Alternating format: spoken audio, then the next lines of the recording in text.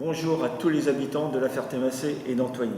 Les conditions sanitaires mises en place pour lutter contre la Covid-19 ne permettent pas cette année de rassembler les habitants pour échanger les vœux et partager le moment de convivialité.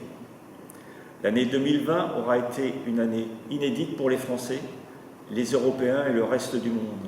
Il faut le dire, marquée par la pandémie du coronavirus et aussi le terrorisme.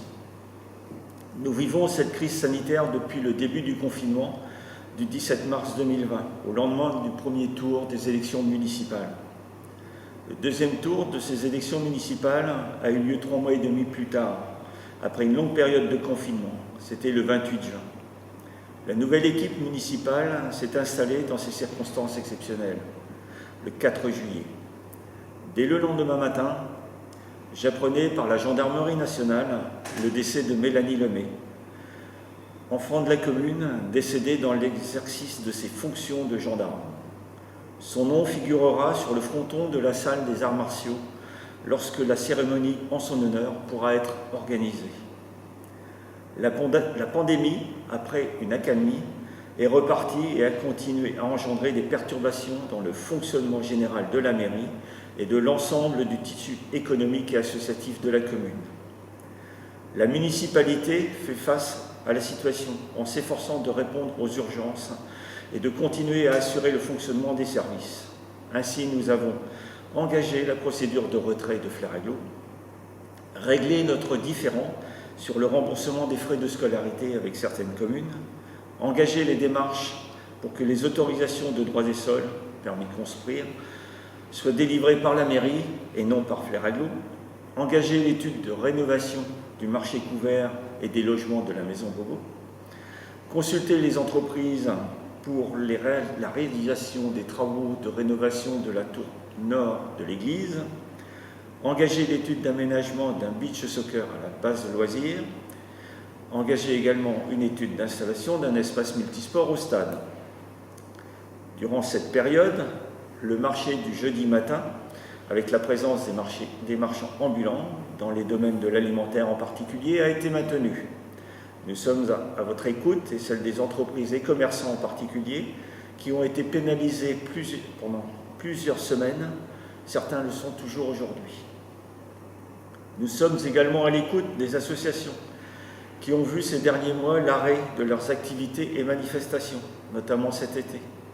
La municipalité remercie ces associations qui ont pu maintenir les liens avec leurs adhérents.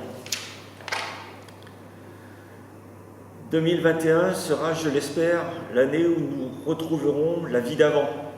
Il s'agira, outre le bon déroulement des projets en cours énoncés précédemment, de mettre en œuvre les projets suivants. Terminer, en fin d'année, la restauration de la tour nord de l'église.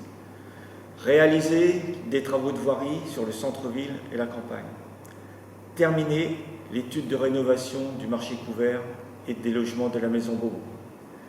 Avancer sur l'étude de rénovation et d'aménagement de l'îlot Marcel-Pierre. Engager l'étude d'aménagement nécessaire à la construction de 10 pavillons HLM au quartier Jacques Prévert. Terminer l'étude sur l'évolution possible du réseau de chaleur du quartier Jacques Prévert. Dans le cadre de l'aménagement de la voie verte avec le conseil départemental, une étude d'aménagement des liaisons à réaliser entre cette voie verte, le centre-ville et la base de loisirs. Organiser en centre-ville une fête du printemps le 29 mai et une fête de sport le 18 septembre. Aider la reprise de la vie associative qui représente une grande richesse pour notre commune.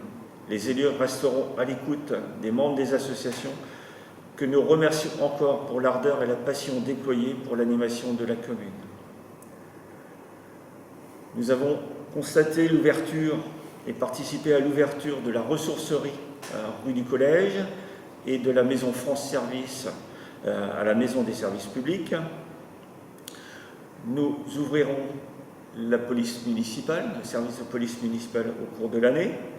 Et j'espère avoir rapidement le plaisir d'accueillir un nouveau directeur général des services suite à la fin de la convention de mutualisation avec Flairaglo.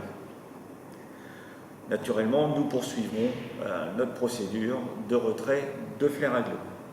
Je sais compter sur les agents communaux qui ont montré leur disponibilité et leur efficacité pour mettre en œuvre un bon fonctionnement des services dans le respect des règles sanitaires imposées. Les projets municipaux ne pourront se réaliser sans leur participation. Certes, la pandémie donne des signes de ralentissement, mais en tout état de cause, il convient de rester très vigilant jusqu'à ce qu'une solution définitive soit apportée. Celle du vaccin semble en bonne voie, même si nous regrettons fortement l'absence d'un centre de vaccination sur notre commune. Pendant quelque temps encore, la vie sociale et économique sera perturbée par la pandémie. J'ai bon espoir que nous retrouvions en 2021 une vie quasiment normale et que chacun puisse retrouver ses repères et l'optimisme dont nous avons tant besoin. Je vous adresse à toutes et à tous, au nom du Conseil municipal, mes meilleurs vœux pour la nouvelle année 2021, santé, bonheur et réussite dans les projets de chacun d'entre vous. Bonne année à tous et sachez que l'équipe municipale ainsi que les agents communaux que je remercie infiniment pour leur implication restent à votre écoute. Bonne année.